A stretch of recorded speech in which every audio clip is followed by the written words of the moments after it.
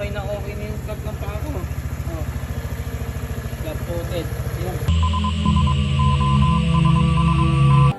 Good morning mga ka-Plex. Another day, another Plex. Okay? So ngayon, pupunta tayo sa ating trusted na mekaniko. Na-chat ko na siya and na-confirm ko naman na available siya for today.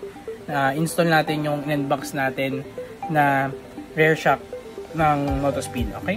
Tapos, pasensya guys doon sa ating unboxing. Medyo inaantak na ako noon. Madaling araw ko tinig siya. Kaya sobrang parang yung face ko noon medyo inaantok na rin. Kasi hinabol ko talaga para yun nga, yung ngayon magawan ko na agad ng video for the installation, tapos mahabol ko yung may time frame pa ako para matesting yung motor na naka 330mm bago tayo mag-ride this coming Sunday. Okay? So, samahan nyo ako doon sa pupunta akong mekaniko dito lang sa loob ng aming subdivision. Trusted ko yun kasi marami siyang nagagawa na dito sa aming subdivision and maayos siyang malinis at maayos siyang gumawa ng motor. Okay? In 3, 2, 1, kita-its! Nakikita natin ngayon yung pagka-tiptoe ko. Nasa dulo na ako ng sito. Tingnan nyo. Ito na nga, nandito na tayo sa ating trusted mekaniko. At yun, nakwento natin sa kanya yung mga gusto natin gawin. Ayan, sinimulan niya na agad tanggalin yung ating seat. Ngayon, pagkasilip niya, tinanggal niya na yung ating battery na nandyan sa upuan. Tapos, pagkakita niya, kailangan nga tanggalin itong mismong pinaka-cover o itong pinaka-balde.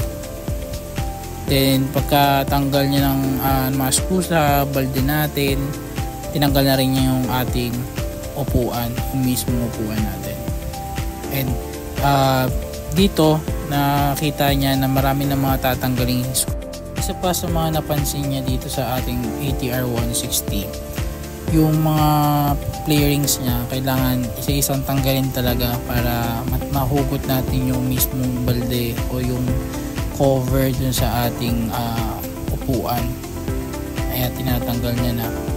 So pagkatanggal niya ng mga play rings, hindi naman kailangan tanggalin yung both sides, kahit itong isang side lang para madukot niya yung yung ating rear shock tulad ng kanyang ginagawa ngayon. Iniisa-isa niya na. Di naman ganun kahirap daw palitan talaga yung rear shock. Yung pagtanggalan talaga ng mga cover yung pinakamahirap daw dito. Ayan, natanggal niya na yung isa.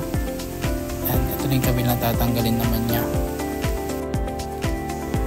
Paikutan muna natin para habang ginagawa niya makikita natin kung ano yung mga nagalaw niya ng mga pairings. Makikita nyo dito sa kabila, natanggal niya yung mismong balde o yung pinaka-cover ng upuan, natanggal niya na yung side pairings. So ito na nga yung itsura ng ating rear shock sa ibabaw. Natanggal niya na yung mga bolts. Ayan, ito na yung itsura ng ating engine. Ngayon naman tatanggalin na isa-isa yung ating mga rear shock. And ito yung itsura ng ating bagong rear shock at yung lumang rear shock. Tingnan yung difference sa height o yung laki. Ang layo hindi naman malayo, pero may difference talaga. And ito na nga, ilalagay na yung ating bagong rear shock na 330mm ng Motospeed. So inuna muna yung ating kaliwa.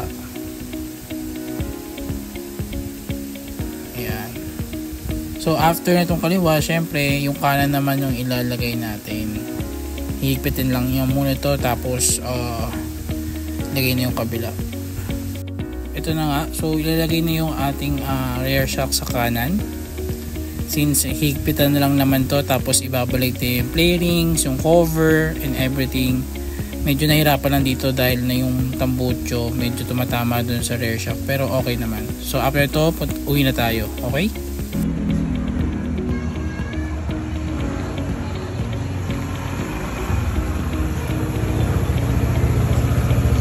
Okay na yung cut ng paa ko. Flat-footed.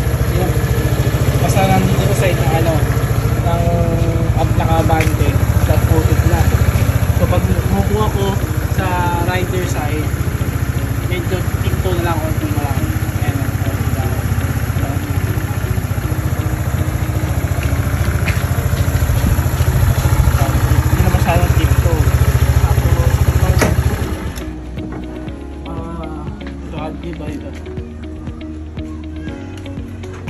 kapag